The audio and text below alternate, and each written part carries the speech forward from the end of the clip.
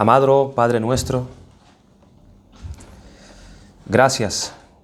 Qué buena oportunidad tenemos de poder acercarnos a ti, poder tener este tiempo privilegiado, de poder adorarte, poder considerarte, poder entonarte alabanzas a tu nombre y poder ser beneficiado en nuestras almas a causa de tu palabra, a causa de tu verdad.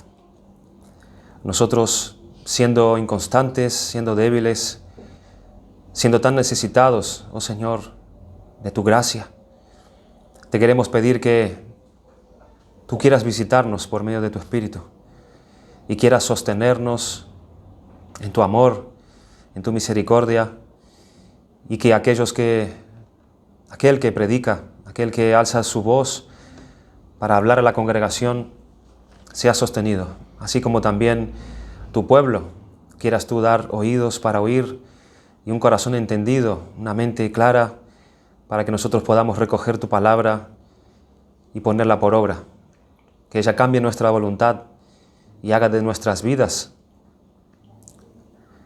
el renovar nuestros votos ante ti. Ayúdanos, Señor, en esto, te lo suplicamos. En el nombre de Jesucristo oramos. Amén y amén. Amén. Bueno, estamos considerando el libro de Hechos de los Apóstoles, no solamente por cuanto es un libro que nos sirve de puente, como hemos comunicado ya en alguna ocasión, entre los evangelios y las epístolas. ¿Se acuerdan? Para considerar el enlace que hay entre las enseñanzas, entre la vida de Jesucristo y su ministerio, y después las afirmaciones y las exhortaciones que nosotros encontramos en las epístolas. Pero, sino que también nos ayuda a definir muchas cosas importantes para nuestra vida, para la vida de la iglesia, básicas en la doctrina cristiana y de lo que es un cristiano verdadero también, de lo que es la verdadera iglesia de Cristo en los tiempos en los que estamos viviendo nosotros. Así que estudiando este libro, porque es una de las fuentes autoritativas que tenemos del principio, o sea, del origen de la iglesia, lo encontramos aquí en este libro de Hechos de una forma clara. Permíteme que te pida que pienses en esto por un momento. Porque creo que la necesidad más vital del mundo, de que el mundo tiene hoy en día, es de saber exactamente lo que es el verdadero cristianismo. El verdadero cristianismo. Y esto a su vez nos conduce a querer saber lo que es la iglesia. Y esto a su vez nos conduce a querer saber cuál es el mensaje que expone la iglesia. Esto es una gran tragedia. Piensa en los problemas que agobian a la gente hoy, tanto de forma individual como también en forma colectiva. Piensa en las familias infelices, tanta infelicidad, tanto problema, tanto desconsuelo. Piensa en el cinismo y en la amargura de la vida que la mayoría de las personas en el mundo padecen. Todos somos conscientes de estos problemas humanos, ¿verdad? Como se suele llamar. Pero si las personas fueran verdaderamente cristianos, la mayoría de estos problemas se solucionarían de una manera inmediata. Y digo la mayoría, no todos, porque aún el creyente en este mundo padece aflicción. Y lo mismo ocurre con nuestras presiones y problemas internacionales. Los gobiernos, las naciones, enemistades, guerras y los conflictos se deben al hecho de que los hombres y las mujeres tienen una relación incorrecta con Dios. Y solo descubrirán el modo de iniciar una verdadera relación con Él, conociendo, creyendo, aceptando y sometiéndose al mensaje de la iglesia de Cristo, o sea, el mensaje del Evangelio. Ya hemos visto que el gran mensaje de la iglesia es, como lo expresa Lucas aquí, al comienzo del libro de Hechos, el mensaje es acerca de Jesucristo y sus obras. Esto es el cristianismo. Todas las cosas que Jesús comenzó a hacer y a enseñar. Lo que está haciendo y lo que aún ha de hacer Jesucristo por medio de su iglesia. Y partimos de este punto porque vemos que nuestro Señor se dirigió a estos hombres, a los apóstoles, y les dio una comisión, les dio una encomienda a partir de cierto momento. Pero ¿cómo fue? ¿Cómo fue? Que hombres sin conocimiento, hombres sin ningún recurso, hombres sin ninguna influencia de autoridad, porque eran hombres del vulgo, como mismo los fariseos dijeron, sin dinero que los respaldara a ellos, sin ningún recurso propagandísticos a los que nosotros estamos acostumbrados hoy en día por medio de plataformas. ¿Cómo fue que lograron hacer las cosas que leemos en las páginas de este libro de Hechos? ¿Cómo fue? ¿Solo mediante sus propios esfuerzos y habilidades? ¿Cómo pudo suceder el avance de estos hombres en un mundo así? Y solo existe una respuesta. El mundo fue trastornado no por lo que ellos hicieron, sino por lo que Dios hizo en ellos. Por lo que Dios hizo en ellos e hizo por medio de ellos. Y ese es el mensaje esencial en lo que se refiere a la iglesia cristiana, a su significado y a su función, así como de su mensaje y del propósito que tiene la iglesia en este mundo. De modo que aquí tenemos frente a nosotros el comienzo de la iglesia cristiana, en este libro de Hechos. La historia de la iglesia ha sido una gran lucha entre dos ideas, y esto fue desde el principio. ¿Y cuáles fueron esas dos ideas? Bueno, la falsa idea humana acerca de lo que es la iglesia y la iglesia verdadera. Y la iglesia verdadera. Y esa parte de esa iglesia verdadera siempre se ha caracterizado en la función de que es Dios obrando en la iglesia. En primer lugar, decir que el cristianismo no es en realidad sin vida. El cristianismo no carece de vida. El mayor enemigo del verdadero cristianismo siempre ha sido la religión. Y esta es tan cierto hoy como lo ha sido a lo largo de toda la historia de la existencia de la iglesia. Es la religión lo que confunde las mentes de hombres y las mentes de las mujeres. Harían bien en rechazar el cristianismo si fuera una religión, pero no lo es. El cristianismo no es una religión estatal, no es una religión oficial, en ningún sentido. Sin embargo, esa es la idea que mucha gente tiene del cristianismo. Identifica a la iglesia meramente con lo que sucede en ciertas ceremonias. Por ejemplo, hay un ejemplo. Durante la Segunda Guerra Mundial, el pueblo británico asociaba la iglesia con los días nacionales de oración. Es decir, no pensaban en el cristianismo en ningún otro momento, pero cuando las cosas iban mal y estaban perdiendo la batalla, en el campo de batalla, entonces había un día nacional de oración. Se hacía un llamado a la gente para que estos se congregaran para poder pedir ayuda a Dios. Pero piensen en nuestros días, en los días que nosotros vivimos. Sin ir más lejos, este tema de la pandemia. En el principio, cuando empezó a suceder todo esto, los países eran en donde nosotros empezamos a ver que morían miles de personas. En todos los países estaban muriendo personas. ¿Qué hacía gran parte de las personas en el mundo? Comenzaban a acudir a la iglesia. Comenzaron a acudir a la iglesia. Los líderes políticos lanzaban mensajes públicos haciendo un llamado a la gente que clamaran a Dios. Incluso ellos mismos lo hacían de manera pública, no sé si lo has visto, presidentes de muchos países en conferencias, haciendo un llamado a la gente a que clame, a que busque a Dios por lo que estaba sucediendo. Cuando las cosas van mal, declaramos un día nacional de oración y con eso nos creemos poner en práctica nuestro cristianismo.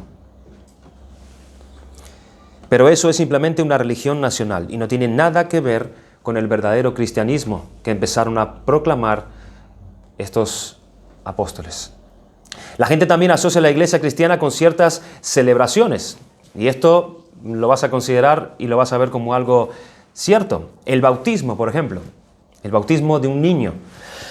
Nace un bebé y algunas personas que quizás no hayan pensado en el cristianismo durante años, insisten en que hay que bautizar al niño cuando éste nace. No piensan en Dios jamás en sus vidas. Viven sus vidas completamente a espaldas de Dios, pero tienen un hijo y cuando lo tienen hay que bautizarlo, hay que llevarlo a la iglesia y bautizar a ese niño. Asisten ese día a una supuesta reunión espiritual, van allí, pasan un tiempo y después olvidan de nuevo todo lo relacionado con esas cosas. Se celebra una boda, por ejemplo, lo mismo. Ese hombre y esa mujer no han tenido en cuenta a Dios durante toda su vida. Pero la ceremonia de nuestra boda debe ser sí o sí en una iglesia. Eso es lo que se acostumbra. Incluso los padres de los dos están de acuerdo en decir que el casamiento solamente en el registro civil es algo muy frío. Es algo muy frío. En la iglesia es más digno casarse. O un entierro. Alguien muere y se comenta que tiene que haber sí o sí un funeral en la iglesia, acompañada con unas buenas palabras de ánimo por parte de un ministro de la iglesia. Así es como se viene haciendo y así es como se debe hacer. Y termina el tiempo de esas ceremonias y ya nadie piensa en esas cosas. De manera que a la iglesia se la considera una institución que proporciona lo necesario para estos actos que se suelen denominar ritos de tradición y de transición. Simplemente son transitorios según la ocasión lo requiera. Por eso repito, todo esto, hecho de esta manera, no tiene nada que ver con el cristianismo. Nada que ver. El cristianismo no es lo que los medios de comunicación y las personas parecen creer que es. Tenemos que deshacernos de la noción de que la iglesia es una institución nacional o algún tipo de institución humana. La iglesia no es un club. La iglesia no es una sociedad donde la gente se reúne y hacen ciertas cosas allí. Algunos llaman la iglesia a un edificio. Incluso pudo haber salido de nuestros labios también. ¿A dónde vas? A la iglesia. Y llamamos la iglesia un lugar, como que está en nuestra mente eso. Voy a la iglesia. En sus mentes asocian la palabra iglesia con un sitio, con un lugar. Pero la iglesia no consiste en un edificio, sino en personas, almas vivas que tienen al Señor en medio de ellas. Esa es la iglesia. La palabra iglesia significa, en la tradición, asamblea o congregación. Eso es lo que significa la palabra iglesia. En el griego, la palabra es eclesia. Y se divide en dos partes esta palabra. Eke, que significa fuera de, presta atención, y klesis, que significa llamamiento o llamar. Asamblea o congregación de los que fueron llamados afuera. Es lo que significa la palabra iglesia. Los que fueron llamados afuera. En el Antiguo Testamento se usaba esta palabra para designar a la congregación de Israel convocada para cualquier propósito determinado. Se usaba la palabra eclesia.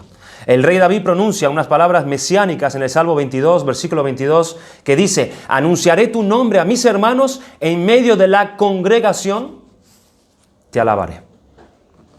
En Hebreos, capítulo 12, versículo 23, se nos dice dónde nos hemos acercado aquellos que hemos sido salvados. Ustedes ya no se acercaron al monte en donde humeaba, en donde, ¿se acuerdan? En donde la ira de Dios era manifestada por medio de la ley. No, ustedes se acercaron al monte Sión. Y dice, a la congregación de los primogénitos que están escritos en los cielos. No nos hemos acercado a un edificio, nos hemos acercado a una congregación. La iglesia no consiste en un edificio, sino en personas, almas vivas, rescatadas por la sangre de Cristo, que tienen al Señor en medio de ellos. La iglesia es una asamblea, una congregación de hombres y mujeres que han sido llamados fuera. Y se puede preguntar, ¿fuera de dónde? ¿Fuera de qué? Fuera del sistema de este mundo para servir al Dios vivo y verdadero. Tenemos que deshacernos entonces de esta noción externa que muchos de nosotros llevamos, de esta idea de simplemente hacerle una especie de visita formal a Dios y después olvidarnos de Él por completo. Eso es religión. Eso es religión, que es justo la antítesis de la fe cristiana. Toda noción que el cristianismo sea principalmente el resultado de algo que nosotros hacemos solamente está total y fatalmente equivocada. Tenemos que desechar toda idea de que la iglesia cristiana sea el resultado de nuestros actos y de que estamos perpetuamente viviendo una tradición. Si ese es nuestro concepto del cristianismo, es un cristianismo totalmente falso. Esa era la maldición de los judíos. o lo es hasta el día de hoy, que finalmente ellos crucificaron al Señor Jesucristo. Eran religiosos tradicionales, que siempre han sido y que siguen siendo hasta el día de hoy los mayores enemigos de la verdadera iglesia, de la verdadera fe y del verdadero mensaje de la iglesia, el Evangelio. Pero tenemos que confesar también que mucho del cristianismo, entre comillas, del que así se hace llamar hoy en día, es precisamente esto.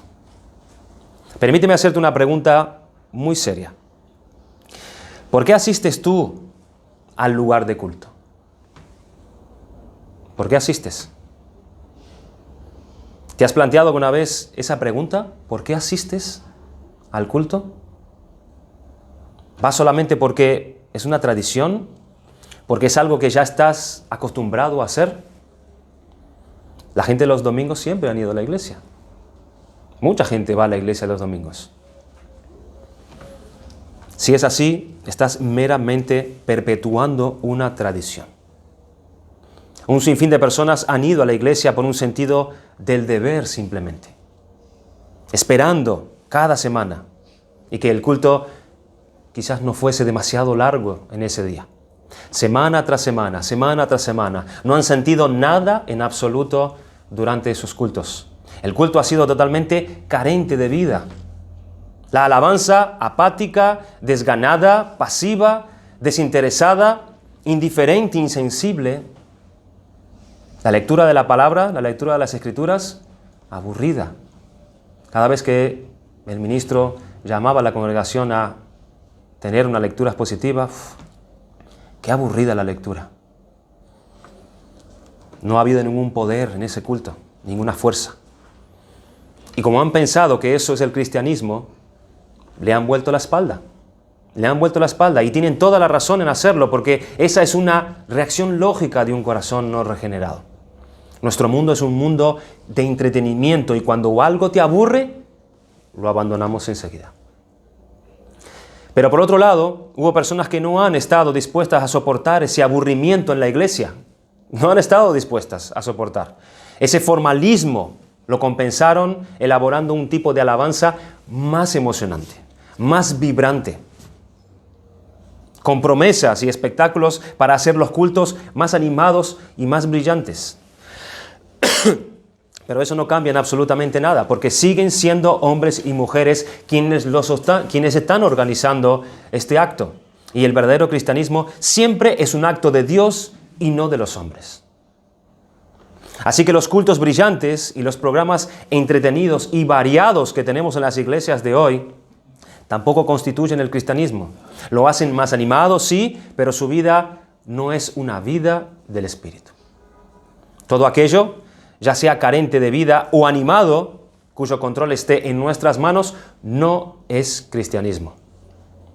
Eso no encaja con la iglesia que nosotros vemos en el libro de los Hechos. No encaja.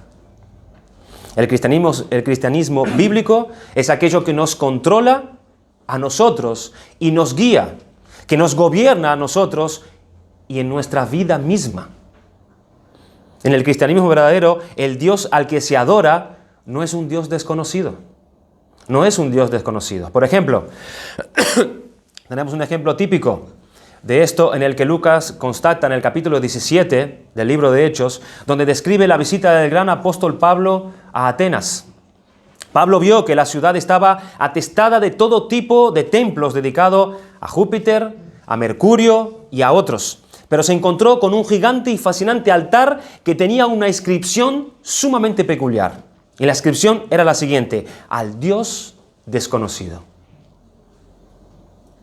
Tras ocuparse de los dioses del amor, tras ocuparse de los dioses de la guerra, de la paz, etc., los filósofos sintieron que aún había otro poder, al cual ellos podían servir. No lo conocían, así que dijeron que era el Dios no conocido, pero aquel Dios parecía ser el más poderoso de todos. Y Pablo dijo: al que vosotros adoráis, pues, sin conocerle, es a quien yo os anuncio. Podemos ver, hermanos, que el vivo y verdadero Dios, escúchame, el vivo y verdadero Dios para la religión siempre es desconocido. Siempre. La religión tiene bien identificado a cada uno de sus dioses, pero el Dios vivo y verdadero, para la religión, siempre es desconocido. Hay mucha gente que en realidad nunca ha pensado en Dios para nada. Muchas personas están adorando a una figura paterna, proyectando un concepto de la paternidad y haciéndolo su Dios. Hablas con personas mayores y lo tienen a Dios como un padre, pero nunca han pensado en Dios realmente como Él es. No lo conocen. Se puede orar mecánicamente sin ni siquiera pensar en Dios ni en quién Él es verdaderamente. Y para la mayoría de las personas es un completo desconocido, una especie de superstición. Porque el Dios vivo y verdadero, repito, para la religión siempre es desconocido. Pero también hay otro grupo de personas quienes también están adorando una religión y una tradición, que dicen ellas, que comentan ellas qué es lo que se debe adorar. Lo describen a Dios como el absoluto o el último. Es un poder o una fuerza indefinido y responsable de algún modo del universo. Es una fuerza, lo llaman ellos. Afirman que Dios es amor y lo que quieren decir en realidad con eso es que el amor es Dios. El amor es Dios. Y que allí donde encuentres amor, allí está Dios. Así que te dicen que no hace falta que tú vayas a ninguna iglesia local a buscar a Dios, sino que lo hallas en todo el mundo, en el susurro de un río, en el viento al soplar las hojas de un árbol, en el amor entre un hombre y una mujer, en la bondad expresada de los actos de unos para con los otros. Eso es Dios. En las olas que yo surfeo, en la tierra en la que yo piso descalzo, en salvar a una especie de un animal en extinción, en la Pachamama, que significa la madre tierra, en el poder del amor entre una madre, y un hijo. Eso es Dios. Todo eso es Dios. De manera que Dios se convierte en algo abstracto, un benefactor general, una actividad o un poder indefinidos, y con eso nos dicen es con lo que debemos sustituir la antigua noción supersticiosa de Dios. Esto es lo que llamamos religión actualizada. Esto es, dicen ellos, realismo. Esto es sinceridad para con Dios. Esto es la posición verdadera intelectual, porque ellos lo razonan de esa manera. Dios es una fuerza y no debemos identificarlo jamás con una persona. Pero yo hago una pregunta. ¿Se puede orar a semejante Dios? ¿Se puede orar a un Dios así? Que yo sepa, no se le puede orar. No se le puede orar al amor. ¿Verdad que no? No se le puede orar a un poder. No se le puede orar a la madre tierra. La situación de este grupo de personas es aún peor que la de los formalistas, si cabe. Porque es casi imposible seguir el hilo de sus razonamientos intelectuales y casi imposible saber lo que nosotros vamos a creer. Y desde luego, todo sigue dependiendo de nosotros. La equivocada idea básica es que la fe cristiana se llega como resultado de nuestros propios procesos de razonamiento. No se acepta ninguna enseñanza, no se acepta ninguna tradición, sino que se comienza por la razón propia y desde allí es donde yo examino todas las demás cosas. Es como yo razono.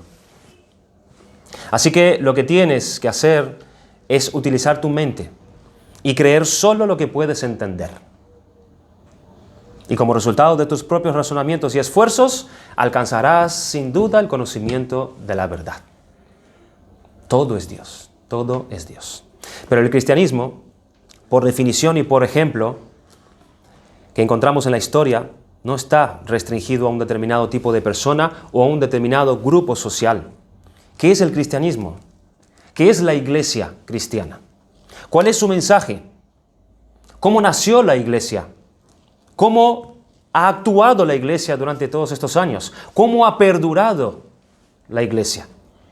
Estas son preguntas que con la gracia de Dios nosotros encontraremos en el libro de los Hechos a medida que nosotros vayamos avanzando y estudiándolo. Lo primero que despierta o lo primero que debería sorprendernos a nosotros a la hora de leer el libro de Hechos, o como cualquier otro libro de la Biblia, es que el punto de partida siempre es el Dios vivo. Siempre es el Dios creador y nunca los seres humanos. Siempre es Dios el comienzo de todas las cosas. El primer versículo de la Biblia dice que en el principio creó Dios. Todo el libro de la Biblia comienza con Dios y tiene a Dios como tema principal. Comienza con el Dios Padre, Dios el Creador, aquel cuya gloria llena los cielos y el que está sobre todas las cosas, sobre todos nosotros. Y el principal problema del mundo actual, ¿saben cuál es? Es que no creen en ese Dios. No buscan a ese Dios. El cristianismo lo explica de esta forma. Dios en tres personas es una bendita Trinidad. Dios Padre, Dios Hijo y Dios el Espíritu Santo. Dios es un Dios personal.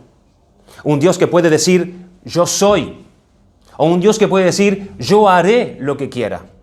Él es un Dios que, por ser un Dios vivo, se revela a sí mismo a las personas de manera real. Es un Dios que piensa. Es un Dios que habla. Es un Dios que proclama. Es un Dios al que nosotros podemos orar. Es un Dios a quien podemos recurrir en busca de ayuda.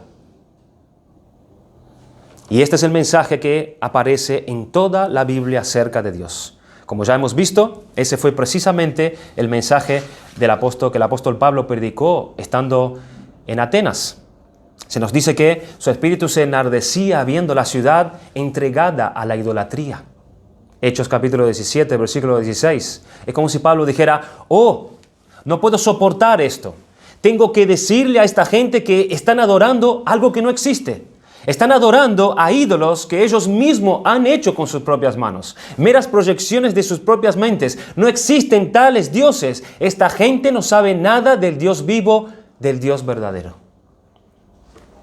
Él dijo, yo os anuncio, el Dios que hizo el mundo y todas las cosas que en él hay, siendo Señor del cielo y de la tierra, no habita en templos hechos por manos humanas, ni es honrado por manos de hombres, como si necesitase de algo, pues Él es quien da a todos vida y aliento y todas las cosas, y de una sangre ha hecho todo el linaje de los hombres para que habiten sobre toda la faz de la tierra.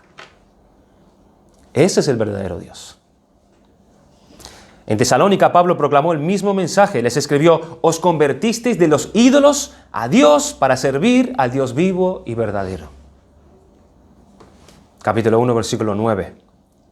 El cristianismo verdadero no es ninguna religión muerta, sino que nosotros servimos a un Dios vivo. Y ese Dios vivo los tenía a los discípulos en esta espera de algo grande que iba a decir, que algo grande que ellos iban a saber, algo grande es que ellos iban a recibir, nada más y nada menos que la unción del Espíritu Santo.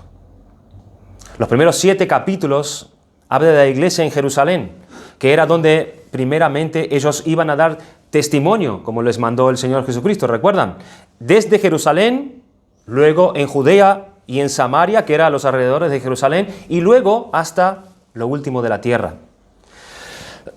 Habíamos considerado en el capítulo 1, dentro de esta primera gran sección, que es antes de Pentecostés, o sea, la resurrección de Jesucristo, la comisión que Jesucristo le da a ellos, y la ascensión, o la glorificación del Señor, que hemos estado considerando los domingos anteriores, que fueron los primeros 11 versículos, ¿se acuerdan?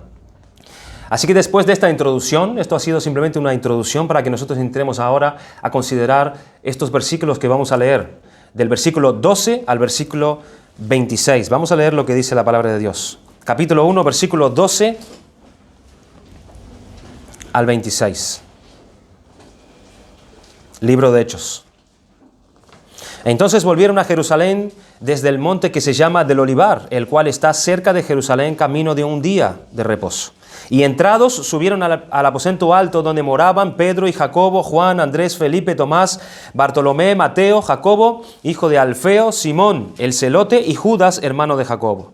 Todos estos perseveraban unánimes en oración y ruego con las mujeres y con María, la madre de Jesús, y con sus hermanos. En aquellos días Pedro se levantó en medio de los hermanos, y los reunidos eran como 120 en número, y dijo: Varones hermanos, era necesario que se cumpliera la escritura en que el Espíritu Santo habló antes por boca de David acerca de Judas, que fue guía de los que prendieron a Jesús, y era contado con nosotros y tenía parte en este ministerio. Este pues, con el salario de su iniquidad, adquirió un campo y cayendo de cabeza se reventó por la mitad, y todas sus entrañas se derramaron. Y fue notorio a todos los habitantes de Jerusalén, de tal manera que aquel campo se llama, en su propia lengua, Acédama, que quiere decir campo de sangre, porque está escrito en el libro de los Salmos: sea hecha desierta su habitación y no haya quien more en ella. Y otra escritura dice: tome otro su oficio. Es necesario, pues, que de estos hombres que han estado juntos con nosotros todo el tiempo que el Señor Jesús entraba y salía entre nosotros, comenzando desde el bautismo de Juan hasta el día en que de entre nosotros fue recibido arriba, uno se ha hecho testigo con nosotros de su resurrección.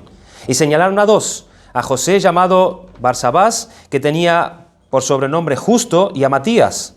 Y orando dijeron: tú, Señor, que conoces los corazones de todos, muestra cuál de estos dos has escogido, para que tome la parte de este ministerio y apostolado de que cayó Judas por transgresión para irse a su propio lugar.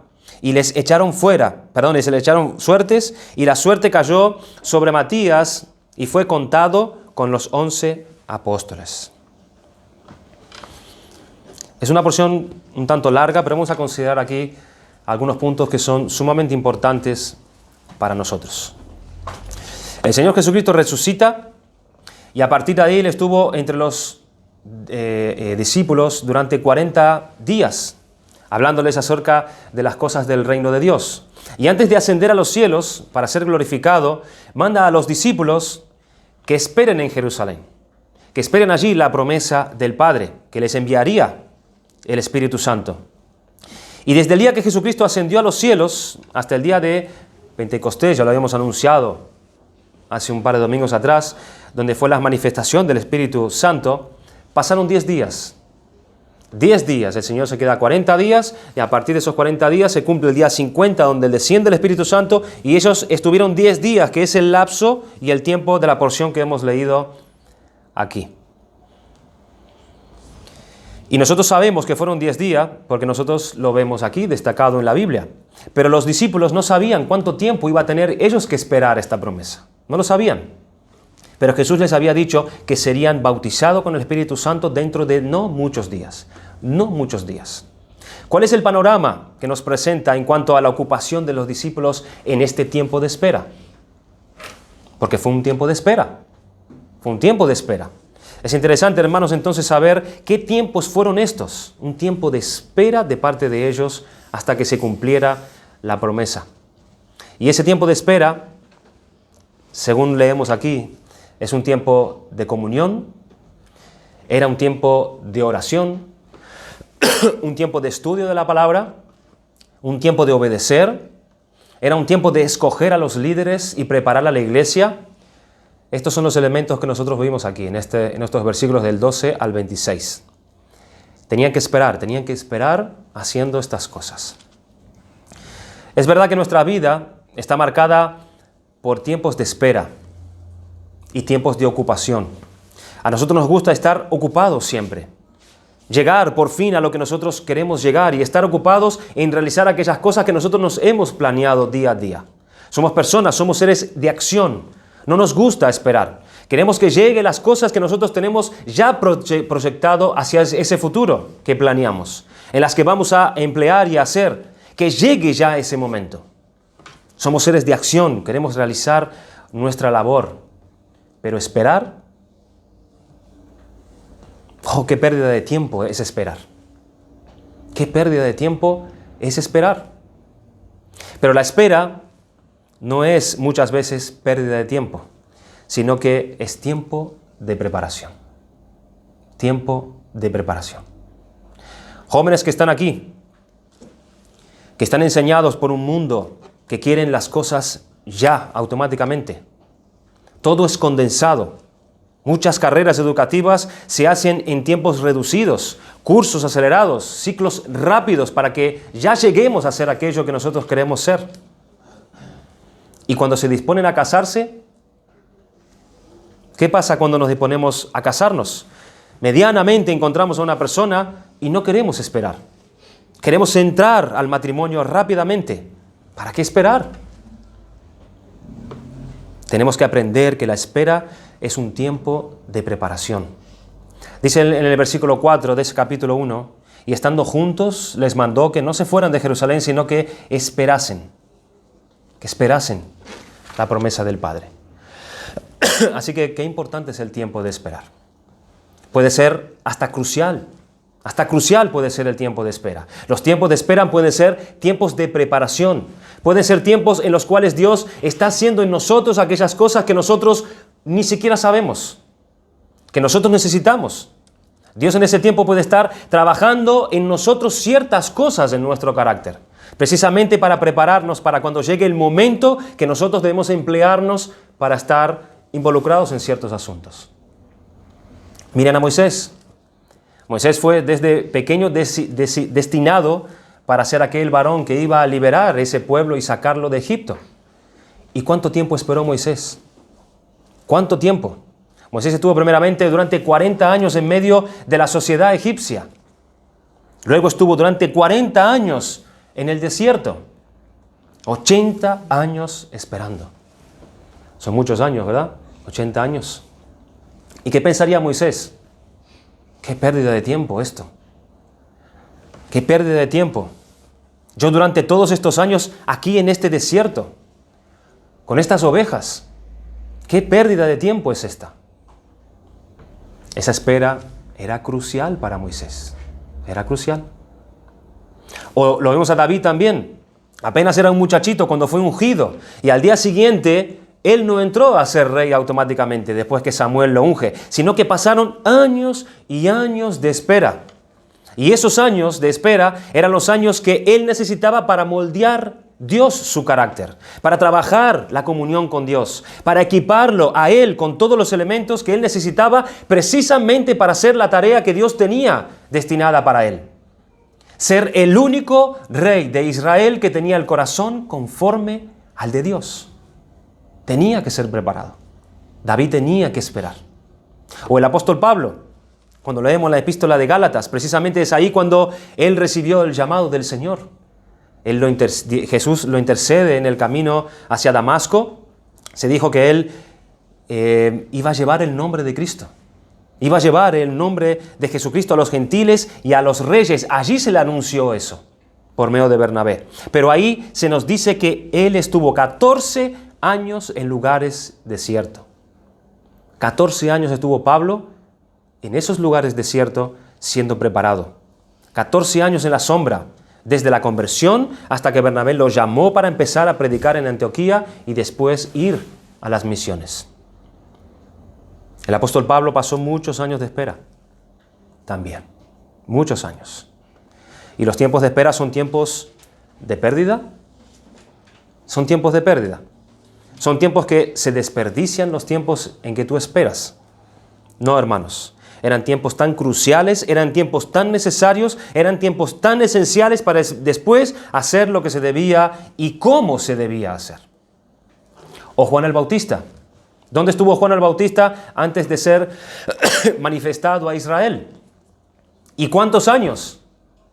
Durante 30 años estuvo él en los lugares desérticos, en espera, para después ministrar simplemente 2 años y medio, o 2 años y unos meses. Pero ¿cómo ha sido esa voz utilizada por Dios para preparar, para allanar el camino del Mesías? 30 años en el desierto, Dios preparando a Juan el Bautista para anunciar la llegada del Mesías. O el Señor Jesucristo mismo. ¿Cuánto tiempo estuvo el Señor esperando? Hasta que comenzó a sonar la voz de trompeta de Juan el Bautista en el desierto, había llegado el momento. Pero nuestro Señor tuvo que esperar años y años siendo moldeado en la casa de sus padres, trabajando en el oficio de su padre José. Y Jesús crecía en sabiduría, dice la palabra de Dios, y en estatura y en gracia para con Dios y los hombres. Dios estaba preparando también a su Hijo. Nuestra cabeza puede ir muy rápido en esta vida, muy rápido. Podemos creernos capaces, podemos creernos más de lo que nosotros somos, Pero Dios sabe lo importante que son los tiempos de espera. Dios lo sabe. ¿Y qué hicieron estos discípulos en el tiempo de espera? Y es fundamental responder a esta pregunta. Tenemos que destacar primeramente que ellos estaban juntos en obediencia al Señor. Juntos en obediencia al Señor. Recuerda la orden: no se vayan de Jerusalén, esperen la promesa del Espíritu Santo. Pero bueno, ¿no podía irse cada uno a su casa en esos días?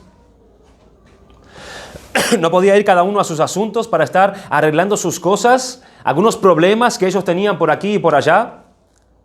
Que sus padres estaban mayores, que su familia, que su trabajo.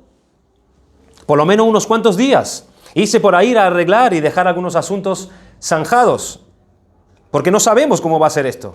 Esto de la venida del Espíritu Santo. No sabemos cuánto va a tardar. No sabemos cuánto o cómo va a ser el tema de prepararnos para ir hasta los confines de la tierra. ¿No daría tiempo de que nosotros salgamos a preparar, a hacer nuestras cosas? ¿No aprovecharían mejor el tiempo arreglando sus asuntos particulares por ahí? Ellos no sabían cuándo iba a suceder. Sabían que era pronto, pero no sabían cuándo. Pero no, hermanos, ellos tenían que estar juntos.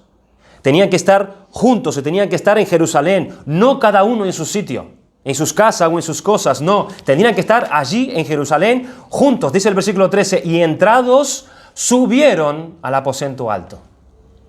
Todos ellos en el aposento alto. Y seguramente el lugar donde ellos estaban ahí, en ese aposento alto, era el lugar donde ellos habían tomado la cena por primera vez con el Señor Jesucristo. Aquel lugar que ellos habían preparado y que se le había sido cedido. Allí subieron ellos seguramente. Y aquí se nos da una lista de todos esos apóstoles que estaban allí, algunos de ellos miembros que estaban allí. Y dice el versículo 14, todos estos perseveraban unánimes en oración y ruego con las mujeres y con María, la madre de Jesús, y con sus hermanos. Todos estaban en el aposento alto, perseverando unánimes. Se habla de una unanimidad. Juntos, esperando allí. Unanimidad. Esta es una palabra que nosotros haríamos muy bien, todos nosotros, en buscarla, en estudiarla, en observar las grandes implicaciones que tiene esta palabra en el seno de la iglesia. La palabra unanimidad nos va a definir mucho de la vida espiritual que ellos tenían en la iglesia en esos tiempos. Aparece en el capítulo 2, versículo 1, que dice, cuando llegó el día de Pentecostés, ¿cómo estaban ellos? Estaban todos unánimes juntos. Empezaron unánimes y cuando pasaron los 10 días, el día de Pentecostés, ellos seguían de la misma manera, unánimes juntos. Esta palabra apunta para describirnos de qué manera ellos estaban, de qué manera estaban vinculados y cómo ellos estaban ahí viviendo esos 10 días de espera. Dice el capítulo 2, versículo 46, y perseverando unánimes cada día en el templo. Y aquí ya no eran los discípulos del capítulo 1, sino ahora los del capítulo 2. Aquí eran esos 3.000 que habían sido salvados en la predicación de Pedro. Estaban unánimes, otra vez esta palabra.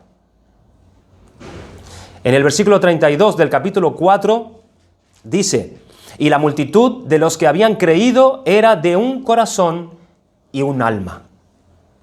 Y luego este es un término importante que hay que estudiar porque nos va a descubrir la manera en que se puede y que se debe estar viviendo en la iglesia. Unánimes, unánimes. ¿Qué es lo que después se pide en las epístolas, en las iglesias? Leemos, por ejemplo, en Filipenses o en Primera de Corintios, Pablo se les pide a ellos que sean de una misma mente y de un mismo sentir. Pablo pide que las iglesias estén en estas cosas, que estén unánimes. ¿Por qué? Porque se puede estar juntos, pero no unánimes. Se puede estar juntos, pero no unánimes. No es por estar en el mismo sitio que nosotros estamos unánimes, hermanos. Se puede estar aquí, pero quién sabe de las batallas que puede estar lidiando cada uno en su mente. Uno con su guerra por ahí, en su mente, el otro con su batalla por allá, en la suya, y estar aquí en base a sus ideas, en base a sus cosas, en base a sus asuntos particulares cada uno. Estar unánimes no significa estar en el mismo lugar geográfico compartiendo el mismo espacio. No, hermanos. Ellos estaban unánimes, es decir, movidos por lo mismo y buscando lo mismo. No cada uno con sus cosas apartes, con sus cosas particulares, sus batallas, sus cosas, sus asuntos, no. Su cuerpo aquí sí, pero con su corazón y con su mente puesta en vaya a saber qué cosa. La unanimidad no es por estar aquí en sí mismo, no es por estar aquí ni siquiera oyendo, no es por hacer todos lo mismo. La unanimidad es un asunto del corazón, del corazón. Movidos por lo mismo, dice, la obediencia a Cristo. Esperando lo mismo, el bautismo del Espíritu Santo. Y eso es lo que somos llamados los de Cristo en la iglesia. Ser todos de un mismo sentir, tener todos una misma mente. ¿Cuándo? En ese tiempo de espera. En ese tiempo de espera. Nosotros estamos en un tiempo de espera, hermanos. Y debemos tener la misma mente y el mismo corazón. Pero si cada uno está con su propia batalla en su vida durante la semana y después viene a buscar algo aquí, viene por aquí a buscar algo y está ahí metido en su vida, no, hermanos, esto no es así. Esta no es la vida de la iglesia. Por eso le hice un preámbulo o le hice una introducción larga acerca de lo que es el cristianismo y lo que no es el cristianismo. Así no se espera nada. Así no se espera nada. Ellos perseveraban unánimes cada día, movidos por lo mismo, obedecer a Cristo y esperar la promesa buscando lo mismo. ¿Qué pasa si en una iglesia no hay esto? ¿Qué pasa si en una iglesia no hay esto? Esto es un asunto del corazón. Que puedes estar aquí, pero puedes estar yendo a otro camino, buscando otra cosa y no estar en comunión con la iglesia. Yo no sé cuántos de nosotros tenemos la Biblia de estudio, Iglesia Herencia Reformada. No sé si algunos de ustedes han tenido la posibilidad de comprarla cuando el pastor la trajo. Esta Biblia de estudio es una Biblia muy completa que toda la familia debería tenerla en su hogar porque es realmente una herramienta de mucho provecho. La Biblia de estudio Herencia Reformada. En la página 2159 encontramos un plan de lectura escrito por el pastor Robert Murray McCheyne. Murray McCheyne escribió su famoso calendario para leer la palabra de Dios en 1842, un año antes de que muriera, para su propia iglesia en Dundee, Escocia. Ese calendario propone leer 4 porciones de la Escritura cada día, 2 para el culto familiar diario, mañana y noche, y 2 para la lectura privada, mañana y noche. Al cabo de un año, se lee toda la Biblia al menos una vez con ese plan que él ideó para la iglesia. El objetivo de McCheyne era que toda la congregación estuviera leyendo las mismas porciones cada día, de manera que pudieran conversar más libremente acerca de lo que estaban leyendo y que el pastor incluso pudiera también hacer referencia a estos capítulos o exponerlos durante la exposición de la palabra. También esperaba que las familias hablaran de sus lecturas privadas y del culto familiar en las comidas, hablando lo mismo, porque estuvieron considerando las mismas cosas. De esta manera escribió McCheyne: el dulce vínculo del amor y la unidad cristiana será fortalecido. A menudo seremos llevados a pensar en aquellos queridos hermanos y hermanas en el Señor que se han unido a nosotros en la lectura de estas porciones. Seremos llevados a estar más de acuerdo en la tierra acerca de las cosas que hemos de pedir a Dios. Oraremos sobre las mismas promesas, nos lamentaremos sobre las mismas confesiones, alabaremos a Dios en las mismas canciones y seremos alimentados por las mismas palabras de vida eterna. El objetivo de Murray McCheyne era que toda la congregación estuviera unánime, en una misma mente y en un mismo sentir. Esa era su intención. ¿Qué pasa si una iglesia no es así o no está haciendo esto? Por esto debemos mortificarnos a nosotros mismos, olvidarnos de nosotros y ser regidos por la palabra de Cristo, que es viva y eficaz, aquella que nos imparte vida, aquella que nos traza un camino y una meta, aquella que realmente nos da vida. ¿O es que tú tienes otra cosa por otro sitio? ¿O es que tú tienes otros propósitos al margen de los propósitos de la iglesia? ¿Es Cristo y su palabra quien te da vida? ¿Es la vida de Cristo lo que tú buscas? ¿Es escuchar la palabra verdadera de Jesucristo? ¿Es tu interés? ¿O tú tienes otras cosas? ¿O tú tienes otro compañerismo?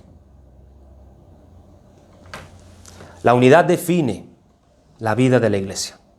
Y es por lo que nosotros deberíamos luchar cada día e ir cada uno en su propio corazón muriéndose a sí mismo. Muriéndose a sí mismo.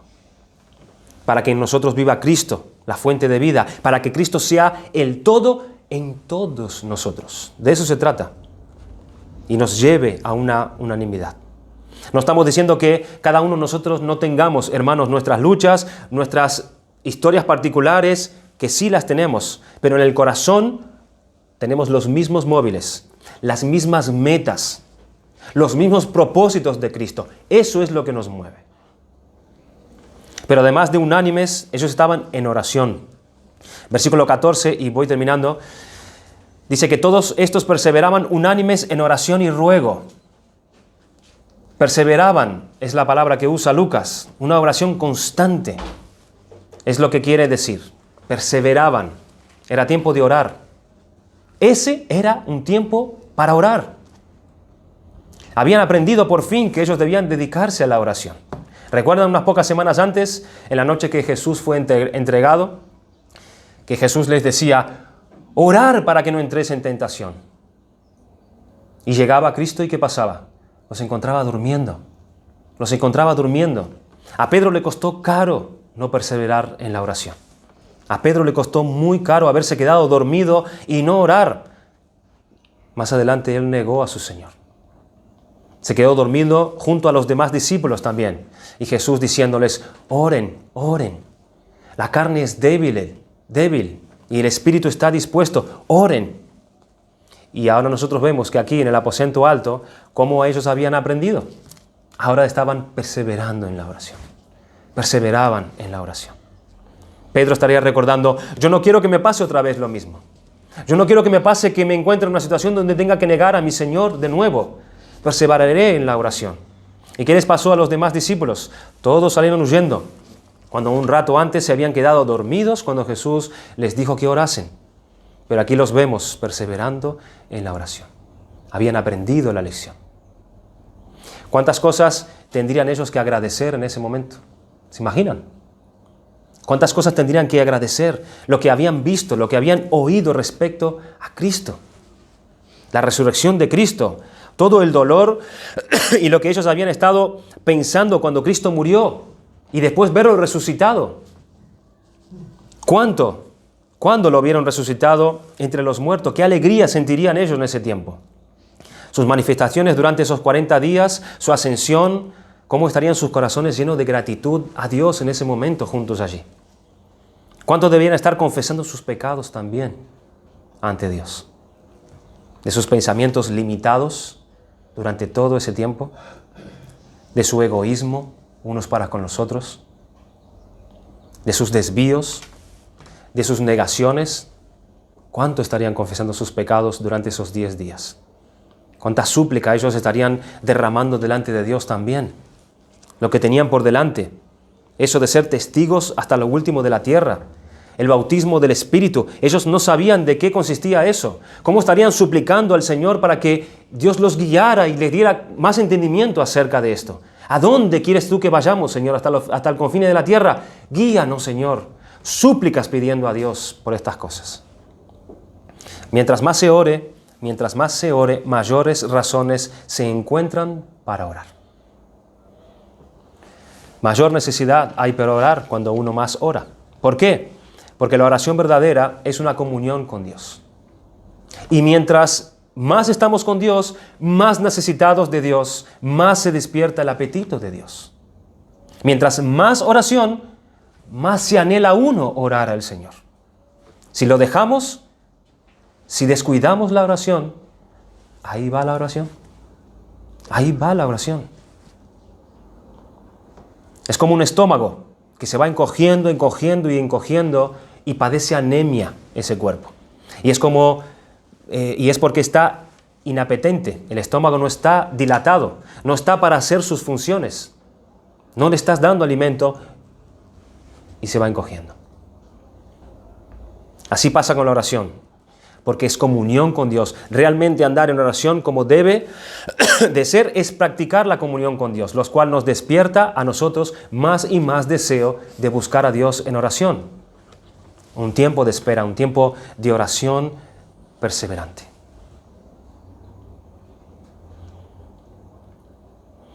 Vamos a dejarlo aquí, hermanos, y si Dios quiere en el próximo domingo veremos las dos actitudes, esos dos elementos que tuvieron ellos también, que fue el estudiar la palabra, cómo han estado de ellos estudiando la palabra de Dios y cómo ellos buscaron por medio de la palabra restituir al apóstol que faltaba y así también seguir conduciéndose delante de Dios en esos 10 días.